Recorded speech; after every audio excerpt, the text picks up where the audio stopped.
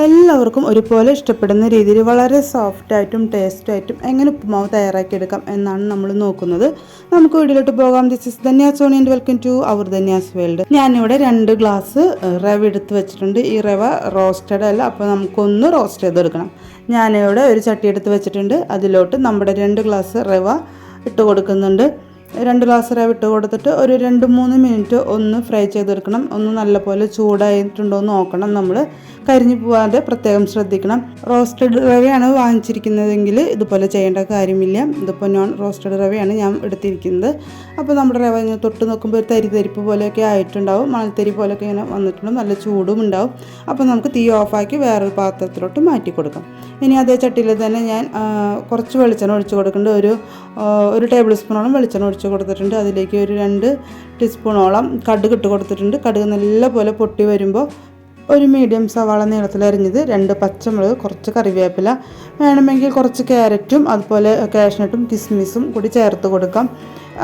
നമ്മുടെ വെളിച്ചെണ്ണയിൽ കടുക് പൊട്ടിച്ചതിലോട്ട് ഇട്ട് കൊടുക്കുന്നുണ്ട്. സവാളയൊക്കെ ഒന്ന് മൂത്ത് വരുന്നവരെ ഒന്ന് വഴന്ന് വരണം. ബ്രൗൺ നിറം ആവേണ്ട ആവശ്യമില്ല.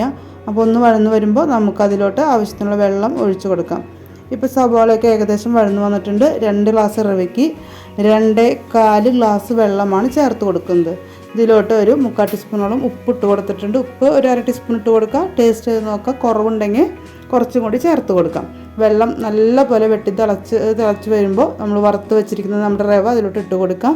ഒരു മീഡിയം ഹൈ ഫ്ലെയിമിലോട്ട് നമ്മുടെ തീ മാറ്റുക. അതിനുശേഷം നല്ലപോലെ ഒന്ന് ഇളക്കി കൊടുക്കാം. അഥവാ വെള്ളം എങ്ങാനും കൂടിയിട്ടുണ്ടെങ്കിൽ ഹൈ ഫ്ലെയിമിലോട്ട് വെച്ച് കൊടുക്കുക. പെട്ടെന്ന് തന്നെ വെള്ളം വറ്റുന്നതായിരിക്കും. അത് കഴിയുമ്പോൾ മീഡിയം ലോ ഫ്ലെയിമിലോട്ട് മാറ്റി കൊടുക്കാം. ഈ നല്ല പോലെ ഒന്ന് ഇളക്കി കൊടുക്കുക. അതിന് ശേഷം ഒന്ന് മൂടി വയ്ക്കാം. ലോ ഫ്ലെയിമിലോട്ട് ഇട്ട് കൊടുക്കാം. അതിനുശേഷം 1 മിനിറ്റ് കഴിയുമ്പോൾ ആ മൂടിയെ മാറ്റിയതിന് ശേഷം നല്ല പോലെ ഒന്ന് ഇളക്കി കൊടുക്കുക. അടിയൊന്നും പിടിച്ചിട്ടുണ്ടാവില്ല. നല്ലപോലെ ഇളക്കി അതൊന്ന് കട്ടയൊക്കെ പൊട്ടിച്ച് കൊടുക്കുക. ഇപ്പോൾ തന്നെ നല്ല സോഫ്റ്റ് ആയിട്ടുണ്ടാകും. അപ്പോൾ കാഷ്നട്ടും കിസ്മിസും ക്യാരറ്റും കുട്ടികൾക്കൊക്കെ ഇഷ്ടമാണെങ്കിൽ അത് ഇട്ട് കൊടുക്കുക. ഇപ്പോൾ ഈ വാനിയമോൾ അതൊന്നും കഴിക്കാത്തത് കൊണ്ടാണ് മാറ്റി വെച്ചിരിക്കുന്നത്. ഇതിലിട്ടിരിക്കുന്ന കറിവേപ്പിലയും പച്ചമുളകും സവാള തന്നെ മാറ്റിയിട്ട് വേണം അവൾക്ക് കൊടുക്കണമെങ്കിൽ. അപ്പോൾ ഒരു 2-3 മിനിറ്റ് ഇതുപോലെ മൂടി വെച്ചും ആവി കൊള്ളിക്കുക. അത് കഴിയുമ്പോൾ ആ മൂടിയെ മാറ്റി വീണ്ടും ഇതുപോലെ തന്നെ ഇളക്കി കൊടുക്കുക. ഒരു 10 മിനിറ്റിനുള്ളിൽ തന്നെ നമ്മുടെ ഉപ്പുമാവ് റെഡി ആയിട്ടുണ്ടാവും. നമ്മുടെ ചാനൽ ആദ്യമായിട്ട് കാണുന്നവർക്ക് സബ്സ്ക്രൈബ് ചെയ്യുക. തൊട്ടടുത്തുള്ള ബെൽ ബട്ടൺ ഓൾ എന്ന ഓപ്ഷൻ കൊടുക്കുക. അപ്പോൾ ഞാനിടുന്ന എല്ലാ വീഡിയോസും നിങ്ങൾക്ക് നോട്ടിഫിക്കേഷൻ കിട്ടുന്നതായിരിക്കും. ലൈക്ക് ചെയ്യാൻ മറന്നു പോകരുത്. അപ്പോൾ നിങ്ങളും ഈ രീതിയിൽ തന്നെ തയ്യാറാക്കി നോക്കുക. ഇപ്പോൾ കട്ടയൊന്നും പിടിക്കാതെ നല്ലപോലെ വിട്ട് വന്നിട്ടുണ്ട്. നല്ല സോഫ്റ്റുമായിരിക്കും. ഇനി നമുക്കിതൊന്ന് മൂടി വെച്ച് 2 മിനിറ്റ് ഒന്ന് ആവി കൊള്ളിക്കാം. വളരെ ഈസി ആയിട്ട് തന്നെ തയ്യാറാക്കിയെടുക്കാൻ പറ്റിയ ഒന്നാണ് ഉപ്പുമാവ്. അപ്പോൾ നിങ്ങളും ഈ രീതിയിൽ തന്നെ ഉപ്പുമാവ് തയ്യാറാക്കി നോക്കിക്കോളൂ. നമ്മുടെ ഉപ്പുമാവ് റെഡി ആയിട്ടുണ്ട്. നമുക്കിത് ഇനിയൊരു കഴിക്കുന്ന പാത്രത്തിലോട്ട് മാറ്റി കൊടുക്കാം. അപ്പോൾ നല്ല ചൂട് സോഫ്റ്റായിട്ടുള്ള ടേസ്റ്റി ആയിട്ടുള്ള ഉപ്പുമാവ് റെഡി ആയിട്ടുണ്ട്. നമ്മുടെ ചാനൽ ആദ്യമായിട്ട് കാണുന്നവർ സബ്സ്ക്രൈബ് ചെയ്യുക. തൊട്ടടുത്തുള്ള ബെൽ ബട്ടണിൽ ഓൾ എന്ന ഓപ്ഷൻ കൊടുക്കുക.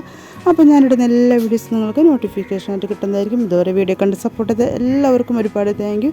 നിങ്ങളുടെ സപ്പോർട്ട് ഇനിയും പ്രതീക്ഷിക്കുന്നു. മറ്റു വീണ്ടും വരാം. Okay, by.